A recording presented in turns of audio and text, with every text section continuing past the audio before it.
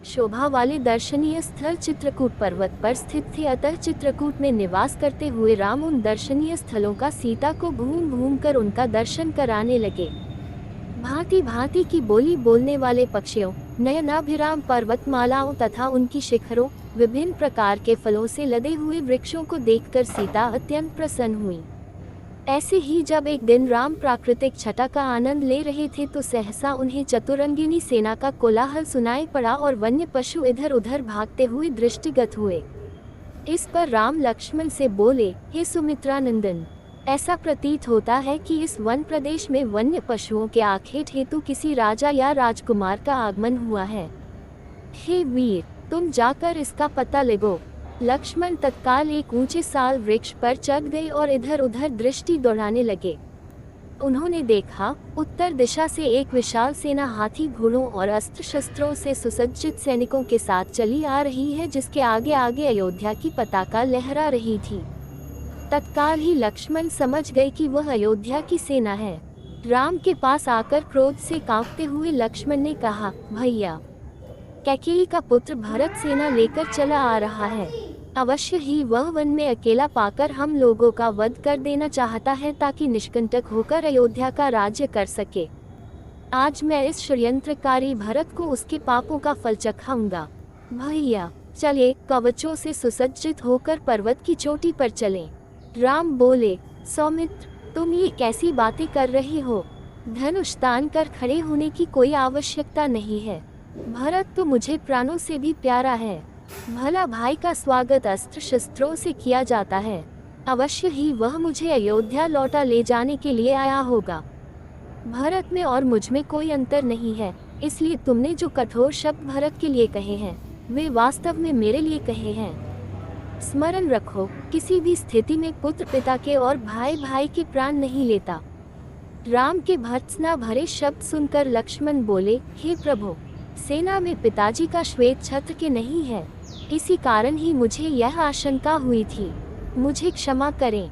पर्वत के निकट अपनी सेना को छोड़कर भरत शत्रुघ्न राम की कुटिया की ओर चले।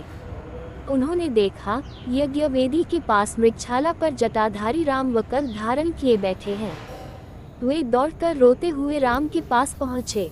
उनके मुख से केवल हे आर्य शब्द निकल सका और वे राम के चरणों में गिर पड़े। शत्रुघ्न की भी यही दशा थी। राम ने दोनों भाइयों को पृथ्वी से उठाकर हृदय से लगा लिया और पूछा, भैया, पिताजी तथा माताएं कुशल से हैं न? कुलगुरु वशिष्ठ कैसे हैं? तुमने तपस्वियों जैसा वक्र क्यों धारण कर रखा है? रामचंद्र के वचन सुनकर अश्रुपूरित भरत बोले, भैया, हमारे परम तेजस्वी धर्मपरायण पिता स्वर्ग सिधार गए।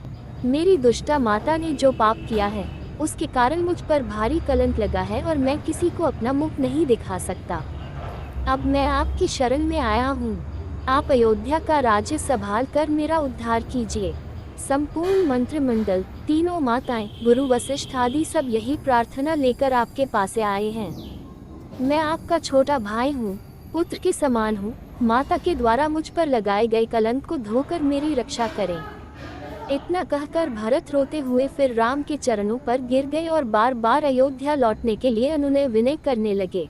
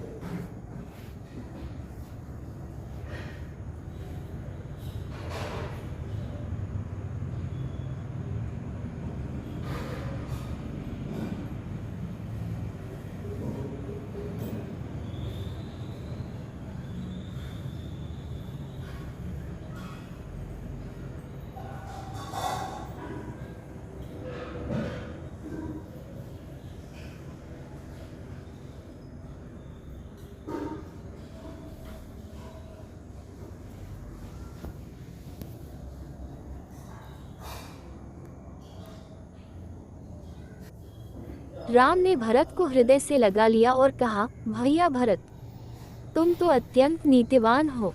क्या तुम समझते हो कि मुझे राज्य के निमित्त पिता के वचनों को भंग कर देना चाहिए? क्या धर्म से पतित होना उचित है? जो कुछ भी हुआ उसमें तुम्हारा कोई भी दोष नहीं है। तुम्हें दुखी और लज्जित होने की किंचित मात्र भी आवश्यकता नहीं है। माता कैकेयी की निंदा करना भी उचित नहीं है, क्योंकि उन्होंने पिताजी की अनुमति से ही वर मांगे थे। मेरे लिए माता कैकेयी और माता कौसल्या दोनों ही समान रूप से सम्माननीय हैं। तुम्हें ज्ञात है कि मैं पिताजी की आज्ञा का उल्लंघन कदापि नहीं कर सकता। पिताजी ने स्वयं ही तुम्हें राज्य प्रदान किया है, अतः उसे ग्रहण करना तुम्हारा कर्तव्य है। पिताजी के परलोक सिधार जाने का मुझे अत्यंत दैख है। मुझ अभागी को उन्होंने अपनी सेवा, अंतिम दर्शन और दाह संस्कार के अवसर से वंचित कर दिया। कहते कहते राम के नेत्रों से अश्रुधारा बह चली। फिर उन्होंने सीता से जाकर कहा, प्रिय पूज्य पिताजी स्वर्गलोक सिधार गए। तत्पश्चात लक्ष्मण को संबोधित करते हुए बोले, भैया अभी अभी मुझे ये समाचार भरत से प्राप्त हुआ है कि हम पितृविहीन हो गए हैं। इस सूचना को सुनते ही सीता और लक्ष्मण बिलक बिलक कर रो पड़े। इसके पश्चात राम ने प्रयासपूर्वक धैर्य धारण किया और सीता तथा लक्ष्मण के साथ मंदाकिनी के तट पर जाकर पिता को जलांजलि दी। वकर चीर धारण किया, हंगुदी के गुर्दे का पिंड बनाया और उस पिंड को कुशा पर रखकर उनका तर्पण किया। पिंडदान तथा स्नानादि से निवृत्त होने के पश्चात वे अपनी कुटिया में लौटे और भाइयों को भुजाओं में भरकर रोने लगे। उनके आर्तनाद को सुनकर गुरु वशिष्ठ तथा सभी रानियां वहां आ पहुंची। विलाप करने में वे रानियां भी सम्मिलित हो गईं। फिर प्रयासपूर्वक धैर्य धारण करके राम, लक्ष्मण और सीता ने सब रानियों एवं गुरु वशिष्ठ के चरणों की वंदना की। कुछ काल पश्चात सभी लोग रामचंद्र को घेर कर बैठ गए और महाराज दशरथ के विषय में चर्चा करने लगे। इस प्रकार वह रात्रि व्यतीत हो गई। प्रातःकाल संध्या उपासना आदि से निवृत्त होकर राजगुरु तथा मंत्रीगण को साथ लेकर भरत राम के पास आए और बोले, हे रघुकुल शिरोमणि, प्रतिज्ञाबद्ध होने के कारण पिताजी ने अयोध्या का राज्य मुझे प्रदान किया था। उस राज्य को अब मैं आपको समर्पित करता हूँ। कृपा करके आप इसे स्वीकार करें। राम ने कहा, भरत, मैं जानता हूँ कि पिता की मृत्यु और मेरे वनवास से तुम अत्यंत दुखी हो, किंतु विधि के विधान को भला कौन टाल सकता है। किसी को भी इसके लिए दोष देने की आवश्यकता भी नहीं है। संयोग के साथ वियोग का और जन्म के साथ मृत्यु का संबंध तो सदा से ही चला आया है। हमारे पिता सहस्त्रों यज्ञ, दान, तप आदि करने के पश्चात ही स्वर्ग सिधारे हैं, इसलिए उनके लिए शोक करना व्यर्थ है। तुम्हें पिताजी की आज्ञा मानकर अयोध्या का राज्य करना चाहिए और मुझे भी उनकी आज्ञा का पालन करते हुए वन में निवास करना चाहिए। ऐसा न करने से मुझे और तुम्हें दोनों को ही नरक की यातना भुगतनी पड़ेगी। राम के ये तर्कपूर्ण वचन अकाट्य थे। इन वचनों को सुनकर भरत ने हाथ जोड़कर कहा, हे आर्य, इस दुर्घटना के समय मैं अपने नाना के घर में था। मेरी माता की मूर्खता के कारण ही यह सारा अनिष्ट हुआ। मैं भी धर्माधर्म का कुछ ज्ञान रखता हूँ, इसलिए मैं आपके अधिकार का अपहरण कदापि नहीं कर सकता। आप क्षत्रिय हैं और क्षत्रिय का धर्म जटा धारण करके तपस्वी बनना नहीं अपितु प्रजा का पालन करना है। आपसे आयु, ज्ञान, विद्या आदि सभी में छोटा होते हुए भी मैं सिंहासन पर कैसे बैठ सकता हूँ। इसलिए आपसे प्रार्थना करता हूँ कि आप राज सिंहासन पर बैठकर मेरे माता को लोक निंदा से और पिताजी को पाप से बचाइए, अन्यथा मुझे भी वन में रहने की अनुमति दीजिए। रामचंद्र ने भरत को फिर से समझाते हुए कहा, पिताजी ने तुम्हें राज्य प्रदान किया है और मुझे 14 वर्ष के लिए वनवास की आज्ञा दी है।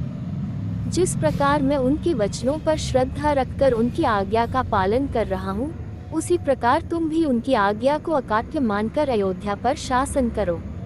उनके वचनों की यदि हम अवहेलना करेंगे तो उनकी आत्मा को क्लेश पहुँचेगा। तुम्हें राजकार्य में समुचित सहायता देने के लिए शत्रुघ्न तुम्हारे साथ हैं ही। पिताजी को अपनी प्रतिज्ञा के ऋण से मुक्ति दिलाना हम चारों भाइयों का कर्तव्य है। रामचंद्र के वचनों को सुनकर अयोध्या के अत्यंत चतुर मंत्री जाबाली ने कहा, हे रामचंद्र, सारे नाते मिथ्या हैं। संसार में कौन किसका बंधु है। जीव अकेला ही जन्म लेता है और अकेला ही नष्ट होता है। सत्य तो यह है कि इस संसार में कोई किसी का संबंधी नहीं होता। संबंधों के मायाजाल में फंस कर स्वयं को विनष्ट करना बुद्धिमानी नहीं है। आप पितृन के मिथ्या विचार को त्याग दें और राज्य को स्वीकार करें। स्वर्ग, नर्क, परलोक, कर्मों का फल आदि सब काल्पनिक बातें हैं। जो प्रत्यक्ष है वही सत्य है। परलोक की मिथ्या कल्पना से स्वयं को कष्ट देना आपके लिए उचित नहीं है। जाबाली के इस प्रकार कहने पर राम बोले, मंत्रिव, आपके ये नास्तिक विचार मेरे हित के लिए उचित नहीं है, वरन ये मेरे लिए अहितकारी है। मैं सदाचार और सच्चरित्रता को अत्यधिक महत्व देता हूँ। यदि राजा ही सत्य के मार्ग से विचलित होगा तो प्रजा भी उसका ही अनुसरण करेगी और कुपथगामी हो जाएगी। मैं आपके इस अनुचित मंत्रणा को स्वीकार करने में असमर्थ हूँ।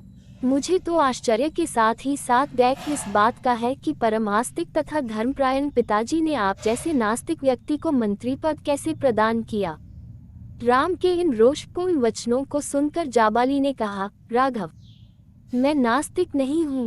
भरत के बारंबार किए गए आग्रह को आपके द्वारा अस्वीकार करने के कारण ही मैंने ये बातें कही थी। मेरा उद्देश्य केवल आपको लौटा ले जाना ही था।